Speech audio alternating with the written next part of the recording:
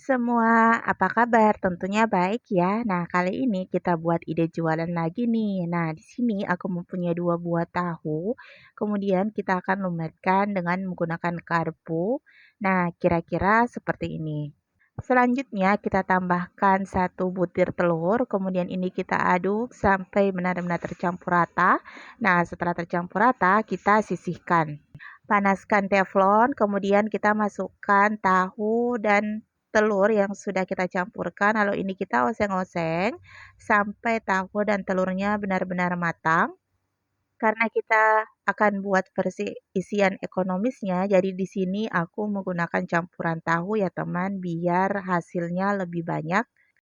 Nah, kalau kalian ingin buat isian premiumnya, kalian sebaiknya menggunakan full telur. Karena ini aku buat versi ekonomisnya, jadi aku pakai campuran tahu. Nah, ini tahu dan telurnya udah mulai kering, kita angkat, kemudian kita sisihkan. Untuk bumbunya, di sini aku menggunakan 7 siung bawang merah, kita akan cacah-cacah seperti ini. Ini kita lakukan sampai semua bawang merah habis terpotong-potong.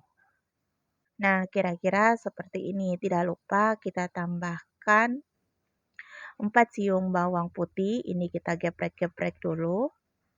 Kemudian ini kita akan cacah atau cincang kasar. Kalau kalian mempunyai bawang bombay, boleh kalian pakai ya teman. Nah, ini kita cacah kasar. Kita lakukan sampai semua bawang putih benar-benar tercacah kasar seperti ini. Kemudian setelah selesai, kita sisihkan terlebih dahulu. Kita panaskan minyak, lalu kita masukkan bawang merah dan bawang putih ke dalam wadah bekas penggorengan tahu dan telur. Tidak lupa kita tambahkan wortel. Di sini aku potongnya agak memanjang ya teman. Aku menggunakan 3 buah wortel ukuran sedang. Nah, ini kita masak sampai wortelnya layu. Nah, setelah wortelnya layu, kita tambahkan kol. Di sini aku menggunakan kol sebanyak 300 gram ya, lalu ini kita potong-potong, lalu ini kita aduk sampai semuanya tercampur rata. Nah, di sini aku tidak tambahin air ya teman, kita oseng-oseng kering aja. Ini wajib kalian sering bolak-balik hingga kol dan wortelnya ini benar-benar layu. Nah, kalau kalian menganggap ini terlalu kering, kalian boleh kasih air sedikit aja ya teman, sebaiknya jangan terlalu banyak. Di sini juga aku tambahkan 2 sendok makan soy saus tiram dan kaldu bubuk, lalu ini kita aduk sampai benar-benar tercampur rata. Tidak lupa aku tambahkan setengah sendok teh garam. Ini kita aduk lagi sampai benar-benar tercampur rata. Sebaiknya kalian koreksi rasa ya teman, biar rasanya pas. Karena selera orang beda-beda. Nah, ini udah mulai layu ya. Kita aduk-aduk terus sampai benar-benar ini matang dan benar-benar layu. Nah, setelah kol dan wortelnya udah layu seperti ini, kita masukkan toge. Di sini aku beli toge seharga Rp2.000. Maaf tadi aku lupa timbangnya ya teman. Nah, ini kita aduk lagi sampai benar-benar tercampur rata. Nah, setelah togenya udah mulai layu, kita masukkan daun bawang. Di sini aku menggunakan daun bawang sebanyak 3 batang, lalu kita potong-potong ya. Lalu ini kita masukkan ke dalam campuran isian lumpia yang kita akan buat. Nah, setelah semuanya matang, kalian boleh matikan kompornya, lalu kalian sisihkan. Selanjutnya kita akan buat sausnya. Di sini aku menggunakan gula aren sebanyak 100 gram, terus aku tambahkan eee, cabai keriting dan cabai rawit, juga bawang putih kita tumbuk kasar seperti ini ya teman. Tidak lupa aku tambahkan air sebanyak 500 ml. Untuk resep lengkapnya kalian bisa lihat di description box ya teman. Nah, tadi juga aku tambahin garam setengah sendok teh. Ini kita masak hingga benar-benar gula merahnya larut dan mendidih. Tidak lupa kita tambahkan air asam sebanyak 2 sendok makan, lalu kita aduk lagi sampai tercampur rata.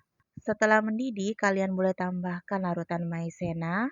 Nah, ini kalian boleh matikan kompornya, lalu kalian sisihkan. Selanjutnya, kita siapkan 2 lembar kulit lumpia. Untuk bahan dan cara buat kulit lumpianya, kalian bisa lihat di description box. Kemudian untuk perekatnya di sini aku menggunakan larutan tepung terigu, kita campurkan dengan air, lalu kita masukkan isian lumpia yang kita buat tadi ya teman. Ini aku masukkan sebanyak 2 sendok makan. Kalau kalian ingin atau pengen buat agak lebih kecil, kalian bisa kurangin isiannya. Lalu kita beri perekatnya di ujungnya, lalu ini kita gulung sampai benar-benar rapi. Lalu kita kasih perekat lagi, nah hasilnya seperti ini. Nah, untuk lumpia sayuran ini kalian bisa jual di harga 2.000 sampai 2.500-an ya. Nah, ukurannya ini sangat gede dan sudah include sambalnya. Nah, ini kita lakukan lagi seperti di awal, kita beri perekat di bagian sisi-sisi ujungnya, lalu bagian sisi kanan kirinya kita lipat ke dalam, lalu kita beri perekat lagi, lalu kita akan gulung secara perlahan. Nah, ini kita lakukan sampai semua kulit lumpia habis terisi. Nah, satu adonan ini aku menghasilkan 18 buah lumpia ukuran gede-gede seperti ini. Dan untuk kalian frozen kan, kalian bisa taruh di mika. Ini kalian bisa simpan di dalam freezer. Nah, sebagiannya lagi nantinya aku akan goreng ya teman. Nah, untuk menggoreng lumpianya ini, pada saat kalian cemplungin, wajib minyaknya udah dalam keadaan panas ya teman, biar nggak terlalu banyak menyerap minyak. Nah, setelah kulitnya ini agak kokoh, kalian boleh kecilkan nyala apinya dengan menggunakan api sedang cenderung kecil. Lalu kalian bisa bolak-balik lumpianya sampai benar-benar matang. Pastikan suhu minyak pada saat menggoreng lumpia ini dalam keadaan stabil ya teman. Nyala apinya jangan terlalu besar biar matangnya benar-benar merata. Nah, ini kita bolak-balik sampai semua matangnya atau warnanya merata seperti ini ya. Golden brown seperti ini. Kemudian ini bisa kita angkat, kemudian kita tiriskan. Nah, untuk pekingan yang sudah kita goreng, kalian bisa alasi dengan kertas paper cake seperti ini. Lalu kalian tata di atas mika. Tidak lupa kalian tambahkan sambalnya. Nah, ini kalian bisa jadikan ide jualan yang recommended karena rasanya enak dan bahannya juga cukup ekonomis. Nah, di sini aku akan memperlihatkan isian dari lumpia yang kita buat. Nah, isiannya ini full. Kalian bisa lihat ya. Selanjutnya kita akan coba lumpia sayuran yang kita buat dengan menggunakan sambalnya. Nah, ini bismillah. Enak, gurih, renyah. Sambalnya itu segar banget karena ada asam-asamnya, ada pedesnya. Pokoknya ini recommended untuk kalian coba di rumah. Nah, selesai sudah tutorial cara membuat lumpia sayuran ekonomis. Semoga kalian suka dengan resepnya ya. Mohon dimaafkan jika ada salah-salah kata dalam pembuatan video ini. Sampai ketemu di resep-resep selanjutnya. Assalamualaikum.